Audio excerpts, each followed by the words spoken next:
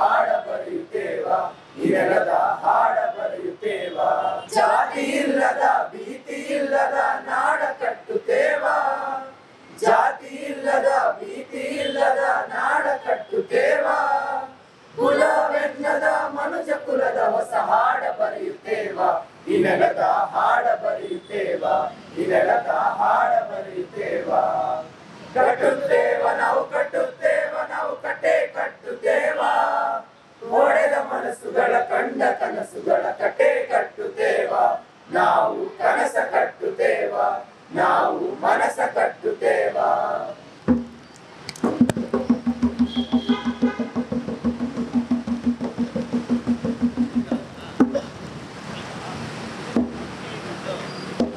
ನಾಟಕ ನಾಟಕ ಬೀದಿ ನಾಟಕ ನಾಟಕ ನಾಟಕ ಬೀದಿ ನಾಟಕ ನಾಟಕ ನಾಟಕ ಬೀದಿ ನಾಟಕ ನಾಟಕ ನಾಟಕ ಬೀದಿ ನಾಟಕ.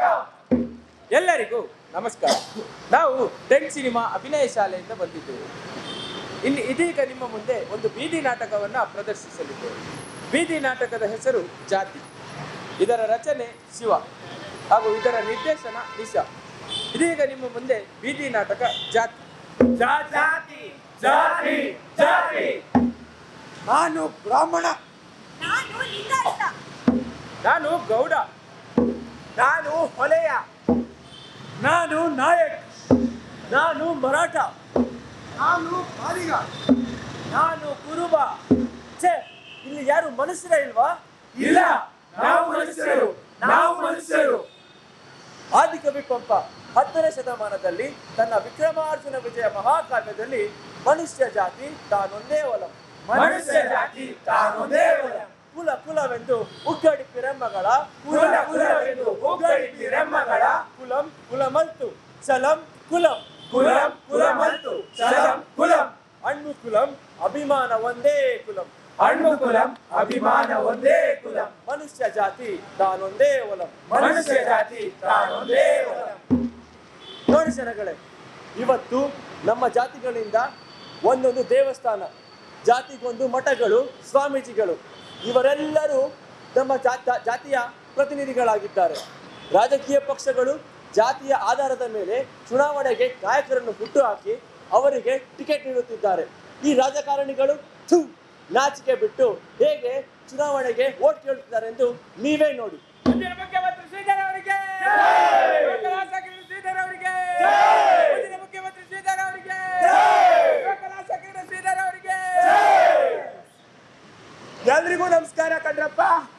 ನೋಡಿ ಮಹಾಜನಗಳೇ, ಈ ವರ್ಷ ಚುನಾವಣೆಯಲ್ಲಿ ನಮ್ಮ ಪಕ್ಷ ನನ್ನನ್ನ ಮುಖ್ಯಮಂತ್ರಿ ಅಭ್ಯರ್ಥಿಯಾಗಿ ಆಯ್ಕೆ ಮಾಡಿದೆ. ಇದಕ್ಕೆ ಮುಖ್ಯ ಕಾರಣ ಎಂದ್ರೆ ಈ ರಾಜ್ಯದಲ್ಲಿ ನಮ್ಮ ಜಾತಿ ಜನ ಹೆಚ್ಚಿನ ಸಂಖ್ಯೆಯಲ್ಲಿದ್ದಾರೆ. ನಮ್ಮ ಜಾತಿಯ ಜನ ಉದ್ಧಾರ ಆಗ್ಬೇಕು ಅಂದ್ರೆ ನೀವೆಲ್ಲರೂ ಕೂಡ ನಮ್ಮ ಪಕ್ಷಕ್ಕೆ ಮತ ಹಾಕಬೇಕು. ಈ ಕ್ಷೇತ್ರದಲ್ಲಿ ಸುಮಾರು 60% ಜನ ನಮ್ಮ ಜಾತಿಯವರೇ ಇರೋದ್ರಿಂದ ನಾನು ಇದೇ ಕ್ಷೇತ್ರದಿಂದ ಚುನಾವಣೆಯಲ್ಲಿ ಸ್ಪರ್ಧಿಸ್ತಾ ಇದ್ದೀನಿ.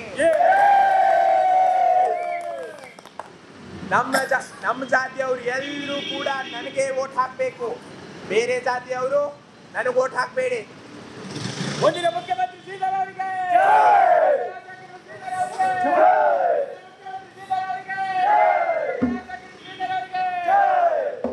ನೋಡಿ ಸ್ವಾಮಿ, ಹೇಗೆ ಜಾತಿ ಎಂಬ ಆಧಾರದ ಮೇಲೆ ನಮ್ಮನ್ನು ಆಳುವ ನಾಯಕರು ಹೇಗೆ ಮತಚಲನೆ ಮಾಡುತ್ತಿದ್ದಾರೆ.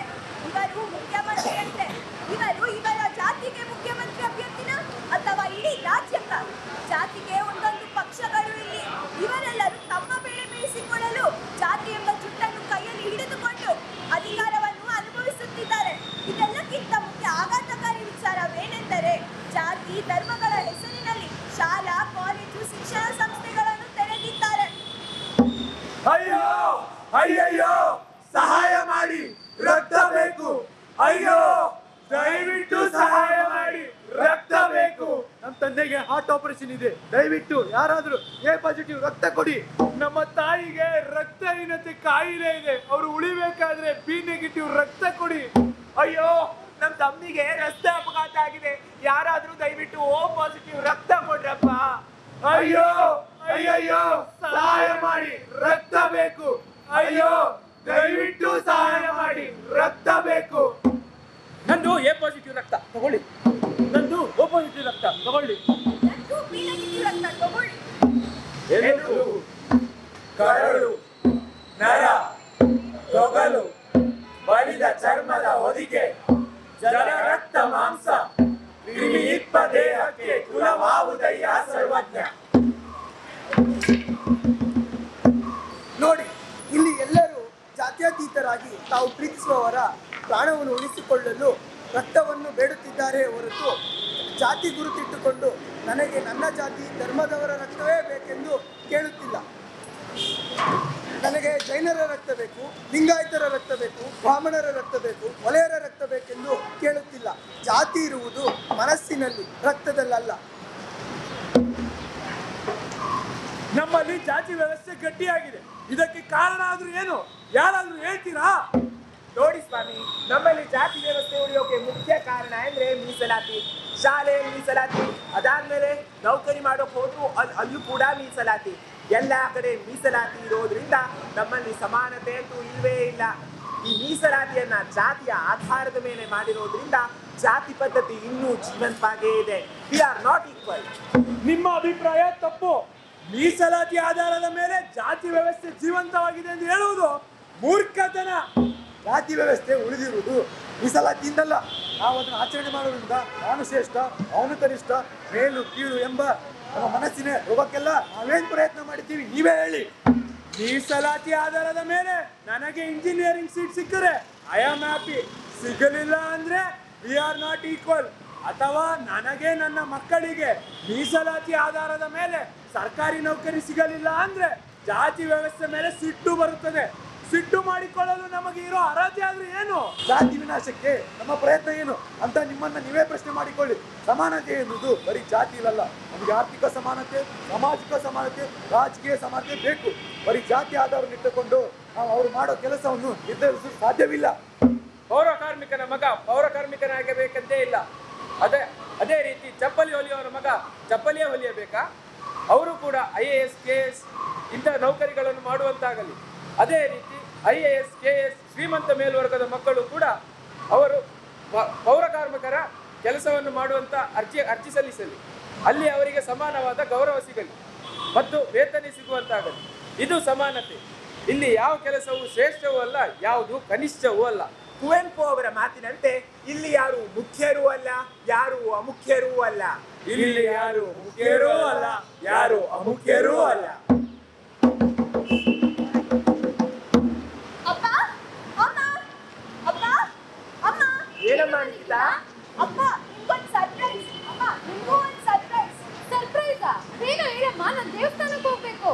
ನಿಖಿತಾ, ನೀನಂತೂ ಯಾವಾಗಲೂ ನನಗೆ ಸರ್ಪ್ರೈಸ್ ಕೊಡ್ತಾನೆ ಇರ್ತೀಯ. ನೀನಷ್ಟೇ ಅಲ್ಲ, ಈ ಸರ್ಕಾರ ಕೂಡ ಪ್ರತಿದಿನ ಡೀಸೆಲ್, ಪೆಟ್ರೋಲ್, ಸಿಲಿಂಡರ್ಗಳ ಬೆಲೆ ಏರಿಕೆ ಮಾಡಿ ಸರ್ಪ್ರೈಸ್ ಕೊಡ್ತಾನೆ ಇರತ್ತೆ. ನಾನು ಪ್ರತಿದಿನ 12 ಗಂಟೆ ಮೇಲೇನೆ ಮಲಗೋದು. ಯಾಕಂದ್ರೆ ಈಗಿನ ರಾಜಕಾರಣಿಗಳ 24 ಗಂಟೆ ದೇಶಕ್ಕೋಸ್ಕರ ಕೆಲಸ ಮಾಡ್ತಾನೆ ಇರ್ತಾರೆ. ಅವ್ರು ಯಾವಾಗಲೂ 12 ಗಂಟೆ ಮೇಲೇನೆ ಅಲ್ವಾ ಎಲ್ಲ ವಿಚಾರಗಳು ಸರ್ಪ್ರೈಸ್ ಕೊಡೋದು. ನಿಂದು ಸರ್ಪ್ರೈಸಾ ಅಥವಾ ಶಾಪಿಂಗಾ? ಅಮ್ಮ, ಅದು ಸರ್ಪ್ರೈಸಾ ಶಾಪಿಂಗಾ ನೀವೇ ಡಿಸೈಡ್ ಮಾಡಿ.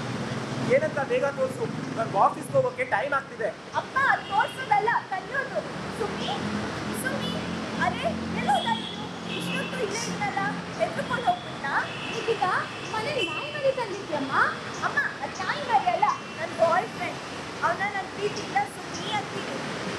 ಅವನೇ ಮದುವೆ ಆಗಬೇಕು ಅಂತ ಡಿಸೈಡ್ ಮಾಡಿದ್ದೀನಿ. ನಿಮಗೆ ತೋರಿಸೋಣ ಅಂತ ಕರ್ಕೊಂಡ್ಬಂದಿದ್ದೀನಿ. ಅವನು ಮಾಜಿ ಮುಖ್ಯಮಂತ್ರಿ ಅವರ ಮಗ. ಏನು ಮಾಜಿ ಮುಖ್ಯಮಂತ್ರಿ ಅವರ ಮಗನ? ಇದಪ್ಪ ಸರ್ಪ್ರೈಸ್ ಅಂದ್ರೆ.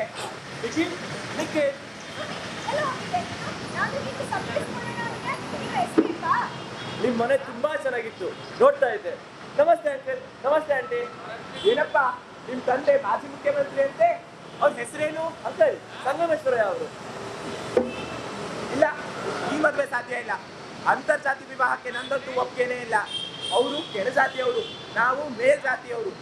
ಸುಮನ್, ನೀನ್ ಬೇಜಾರ್ ಮಾಡ್ಕೋಬೇಡಪ್ಪ. ನಾವು 4 ಜನ ಜೊತೆ ಬದುಕಬೇಕು. ನಮಗೂ ಮರ್ಯಾದೆ ಮುಖ್ಯ. ಸಮಾಜ ಇದನ್ನು ಒಪ್ಪೋದಿಲ್ಲ. ಅಮ್ಮ, ಸುಮನ್ನ ಮದುವೆ ಆಗೋಕೆ ನೀವು ಒಪ್ಪಿಗೆ ಕೇಳ್ತಿಲ್ಲ. ಅವನೇ ಮದುವೆ ಆಗ್ತೀನಿ ಅಂತ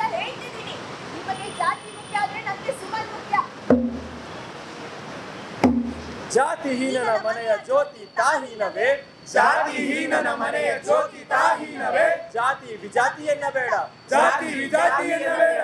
ಪ್ರೀತಿಯೇ ನಮ್ಮ ಜಾತಿ ನೋಡ ಸರ್ವಜ್ಞ, ಪ್ರೀತಿಯೇ ನಮ್ಮ ಜಾತಿ ನೋಡ